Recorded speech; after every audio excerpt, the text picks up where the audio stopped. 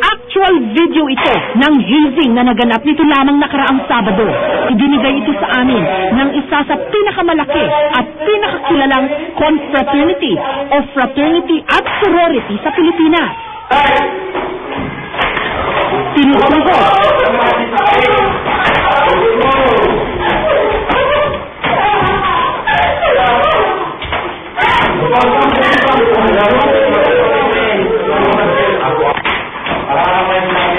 Sinasampal.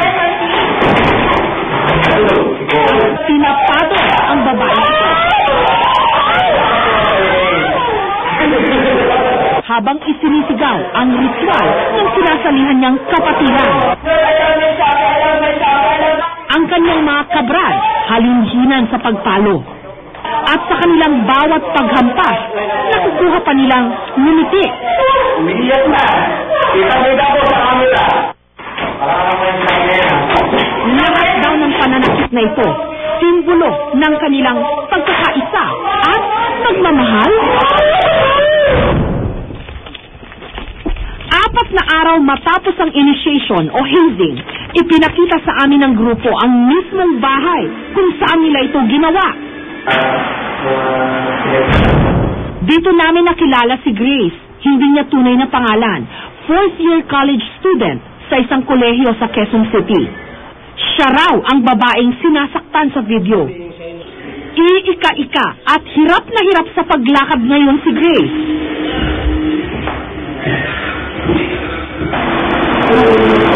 Maga ang kanang bahagi ng kanyang tuhod at halos matakpan na ng namumuong dugo ang kanyang buong paa at braso. Dito sa restaurant, doon ako sa akong pinalo. Hindi ko lang naramdaman yung sarap ng paddle. Dito ako umiiyak, mahampas-hampas. Kapag dito ako talaga, titignan mo talaga eh. Siyempre. Alam mo naman po, may tiwala ako doon sa mga taong nakapaligid ko na alam ko po na hindi ako papatayin. Sa grabe ng mga bugbog na natamo ni Grace, nakamamanghang nagagawa pa niya itong ikwento na parang wala siyang pinagdaan ng impyerno. Ito sa kabila hanggang saan ang ano. Nung nakausap ko siya, nagulat ako na imbes na puot at galit ang kanyang nararamdaman sa mga taong halos lumumpo sa kanya, pang-unawa pa at pagpapasalamat. Parang hindi ko maintindihan na kinakailangan kang ipaddle para pumatak sa isip mo yung mga sinasabi nila. Kasi para pong sa sinasabi nga po nila, pag mamalimit pinaghirapan mo, parang ganun po. Mas, habang nanihirapan ka, mas minamahal mo yung pinapasukan mo. So ano yung parang pagpapakita raw nila ng pagmamahal sa'yo, pagmamalasakit sa'yo yung palo? Kaya masaya sa... Naniniwala ka doon? Na kailangan ka nilang saktan, kailangan mong masaktan para kasi mahal ka nila. Opo, parang naniniwala po. Kaya nga po ako sumali sa naniniwala po ako sa proseso po. Pilit kong inintindi ang pinanggagalingan ni Grace kung bakit wala siyang makitang pagkakamali sa mga pinaggagawa sa kanya. Pero bigo ako, tila buo ang kanyang loob. Maluwag niyang tinatanggap at nauunawaan ang pananakit sa kanya. Alisin mo yung pagsali mo sa sorority o sa fraternity. Naniniwala ka ba na gano'n ang patakaran ng buhay? Na pag meron kang minamahal na tao, kailangan saktan mo siya? Hindi naman po. Kasi para po sa amin kasi, sa katawan, panamalian lang po yan. Pero once nakasurvive ka, iba po yung accomplishment sa sarili mo. Parang sa ibang tao, hindi kayang gawin yung ginagawa mo. Marahil nga dahil hindi ako naging miyembro ng anumang sorority, kaya hindi ko masakyan o maintindihan ang kalagayan ni Grace. Para sa akin kasi, ang karahasan ay karahasan at hindi kailanman pwedeng ihambing sa pagmamahal o tanda ng kapatiran.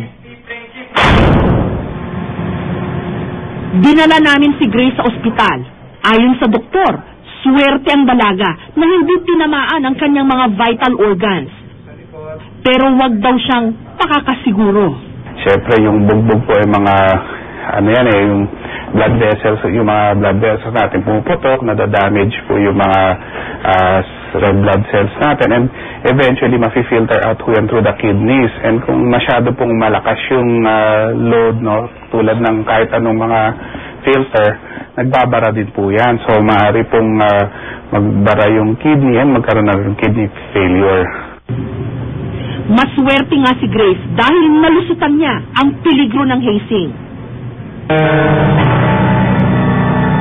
Hindi katulad ni Chris Anthony Mendez, estudyante ng UP, dead on arrival nung dalhin sa ospital nito lamang August 27. Gagraduate na sana si Chris sa Marso, panganay sa 2 anak, tubong Chaong sa Quezon Province. Ang ama niya nagtatrabaho bilang mekaniko sa Qatar. Si Chris sana ang pag-asa ng kanilang pamilya, kaya ganun na lamang ang hinagpis ng kanyang ina.